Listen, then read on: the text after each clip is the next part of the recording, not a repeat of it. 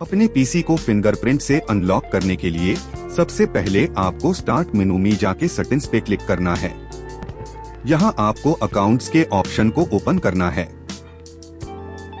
यहाँ आपको अपना माइक्रोसॉफ्ट अकाउंट शो हो रहा है। अभी लेफ्ट साइड में साइन इन ऑप्शंस पे क्लिक करना है। यहाँ आपको अपने पीसी को अनलॉक करने के सभी तरीके मिल जाएंगे। नेक्स्ट आपको इनमें से विंडोज हेलो फिंगरप्रिंट ऑप्शन को सिलेक्ट करना है। Now click on add another. Click on get started. यहाँ अपने माइक्रोसॉफ्ट अकाउंट का पिन एंटर करें।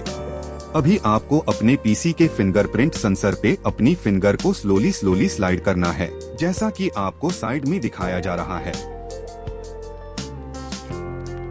आपकी फिंगरप्रिंट सक्सेसफुली ऐड हो गई है। ऐड अंदर पे क्लिक करके आप मल्टीपल फिंगरप्रिंट्स ऐड कर सकते हैं और रिमूव पे क्लिक करके फिंगरप्रिंट्स डेटा को क्लियर भी कर सकते हैं। Now you can unlock your PC more securely with your fingerprint.